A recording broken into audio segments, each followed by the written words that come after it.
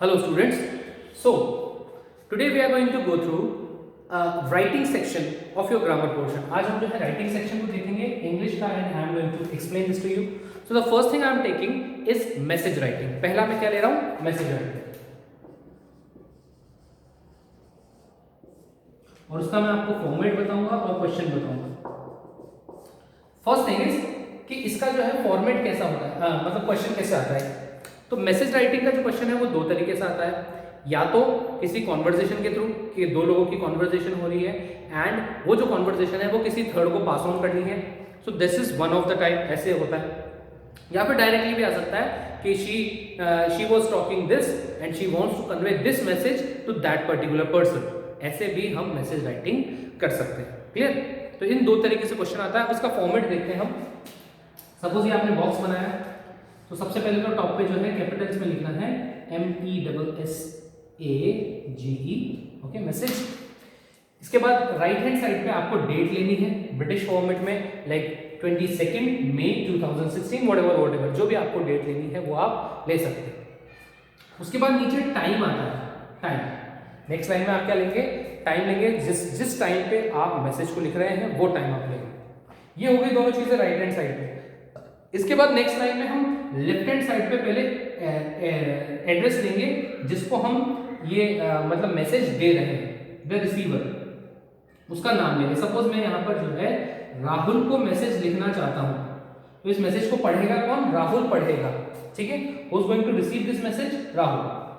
Now the message, इसमें सारी important details होनी चाहिए related with the message that has to be pass on, कि क्या टाइमिंग है, वेन्यू क्या है, क्या काम है, किससे रिलेटेड मैसेज है.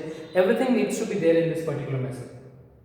इसके बाद लास्ट में हम लेफ्ट हैंड साइड पे ये जो है सेंडर का नेम लिखेंगे कि किसने ये सेंडर लिखा है. तो आई वुड से रवि ने ये मैसेज लिखा है सपोज. तो रवि ने ये मैसेज किसके लिए लिखा था? राहुल के लिए. मैसेज, फिर डेट, उसके बाद टाइमिंग, फिर लेफ्ट हैंड साइड पे नेम, अपना मैसेज जिसमें सारी इंफॉर्मेशन हो, और फिर यहां पर जो है name of the sender. Okay. So this is your question of message writing. Now the next thing we are going to discuss in this video is notice writing. Okay, क्या आज डिस्कस करेंगे हम? Second, that is notice. तो notice का question किस तरीके से आता है वो देख लेते हैं. तो सबसे पहले तो नोटिस राइटिंग जो है उसका एक सिंपल क्वेश्चन आता है जिसमें आपको बोला जाता है कि ये पर्टिकुलर नोटिस इस प्लेस के लिए लगेगा, ये अथॉरिटीज नोटिस को इशू करेंगी, name of the authority issuing the notice. इसके बाद में जो है आप डेट, आपको मतलब जितनी भी इंफॉर्मेशन है like the venue, the date, the time and all these things, वो सब उस नोटिस में आती है क्योंकि वो एक जनरल इंफॉर्मेशन है जो सभी के लिए पास ऑन हुई है. ओके.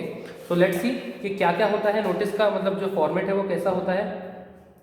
सबसे पहले हम एक बॉक्स बनाते हैं इसी तरीके से, और उसके बाद यहाँ पर फर्स्ट लाइन में जो है हम हेडिंग, मतलब उसका जो name of the issuing authority, उसका हम नाम लिखते हैं. सपोज अगर किसी स्कूल के नाम से है तो उसका नाम आएगा, किसी अगर इंस्टीट्यूट के नाम से है तो उसका नाम आएगा. तो जो भी इसको इशू कर रहा है नोटिस को, उसका पूरा नाम यहाँ पर आएगा. Suppose whatever XYZ school Kota, तो यहाँ पर वो XYZ स्कूल कोटा यहाँ पर लिखा हुआ है.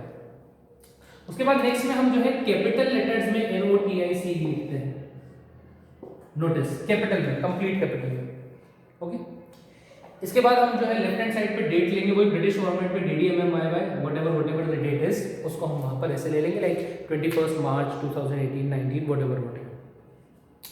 इसके बाद यहाँ पर जो है सेंटर में नेक्स्ट लाइन के अंदर ये डेट के बाद यहाँ हम एक आई कैचिंग सा हेडिंग इसमें भी देंगे कि किस चीज से रिलेटेड ये मैसेज है.